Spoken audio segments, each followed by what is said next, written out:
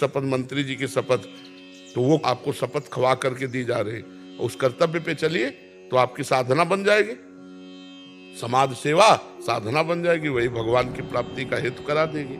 लेकिन अपने कर्तव्य पे चलना बड़ा कठिन है, क्योंकि फिर विलासिता रुक जाएगी। सरकार पेमेंट देती होगी है, तो बस उसी से जीवन चलाना चाहिए, जितना वो सब समाज सेवा में। पर ऐसा कहाँ हो, कर्तव्य कोई बिरला ही करता होगा, करते होंगे क्योंकि सत्य भी है तो कहीं करते होंगे।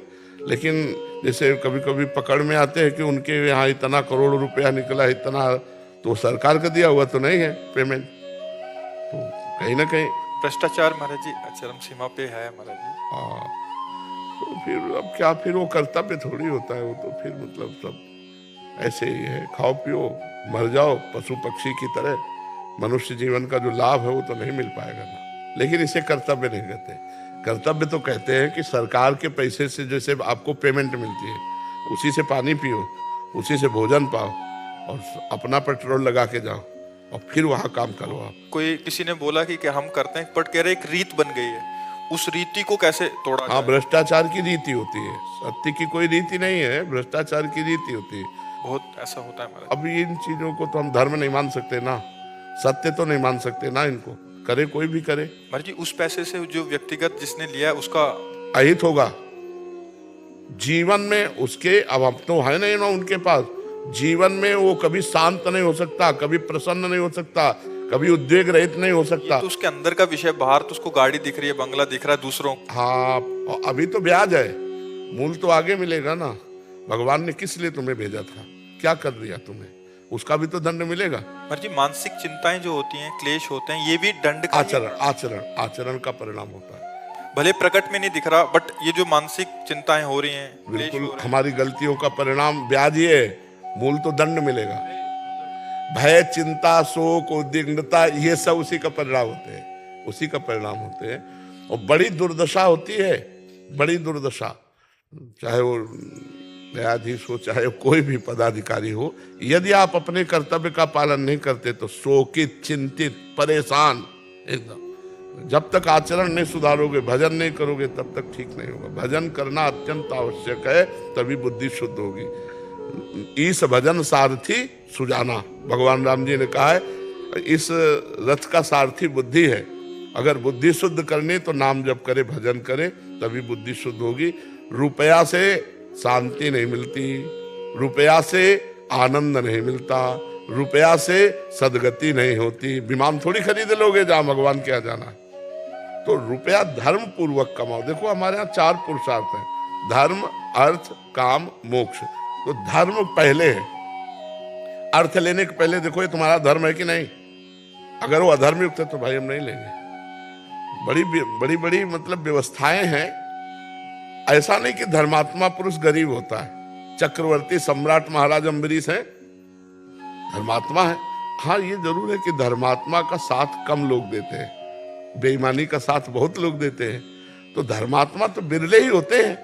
तो अपने को चाहिए कि कम से कम साधु संग मिला है, तो आप बिरले में हैं, आप सब साधारण में नहीं हैं, तो अब आप धर्म से चलिए। धर्म में कठिनता हो सकती है, लेकिन ऐसा नहीं हो सकता कि उसकी सदगति रुक जाए या उसका आनंद शोक में बदल जाए। हम कई बार बताया, अधर्म करने वाले हाइलोजन की तरह चमकेंगे, पर फ्यूज इनको पक्का होना है, पक्का होना है, आप समझ लो। धर्मात्मा पुरुष दीपक की तरह जलेगा, लेकिन वो कुल परंपरागत चलता रहेगा। और अधर्मी पुरुष हाइलोजन की तरह एकदम नष्ट हो जाएगा। डरो बेईमानी के पैसे से, डरो बेईमानी करने से, दूसरों को दुख पहुंचाने वाले कार्यों से डरो। अब ऐसे ऐसे कार्य सामने आते हैं और वो जान रहे हो तुम निर्दोष है, और फिर भी आप उसकी मतलब हानि कर रहे हो, तो भगवान फिर दुखिया को न सताइए, दुखिया देगा रोए, और जब दुखिया के मुखिया सुने तो तेरी गति का होए। तो बस ये समझना है। ये आपकी बातों का बहुत प्रभाव भी हो रहा है हमसे। जैसे यहाँ तो इतने आते हैं, हमसे लोग मिलते रहते हैं, तो काफी जने ऐसे कहते हैं कि हमने अधर्म आचरण, जो ये अधर्म का धन आदि निषेध कर दिया है बिल्कुल। बट क्या कुछ जनों की ये भी आती है कि बहुत सिस्टम इतना वैसा हो चुका है कि वो नीचे से ऊपर तक, वो मतलब नौकरी करे तो कैसे, क्या छोड़ दें, या करें तो फिर इतने ज्यादा दिक्कतें आती हैं।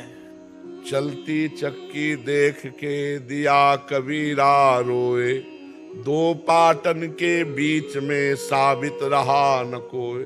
तो चलती चक्की देख के दिया कमाल ठठाए, और रहा सहारे कील के तो बाल न बांका जाए। कील कौन है? भगवान। अगर भगवान का आश्रय है तो हमें ये थोड़ी कि नौकरी छूट जाएगी तो क्या होगा। नहीं भाई, हम अधर्म पूर्वक नौकरी नहीं कर सकते, ये इस्तीफा लो। हम लेबरी कर सकते हैं लेकिन अधर्म आचरण नहीं कर सकते। तो भगवान देख रहे हैं ना तुम्हारे इसने, वो कहीं ना कहीं ऐसी जगह से उठा देंगे कि आप चमक पड़ोगे, पक्का समझ लो। ऐसा नहीं कि अपने ही कि ये सब होता है। ये वाला भय रहता है कि अभी इसको छोड़ देंगे तो कहाँ, तो वो भगवान का भरोसा लेके, क्योंकि सहारा नहीं लिया ना, भगवान का आश्रय नहीं लिया ना, बात तो ये है ना।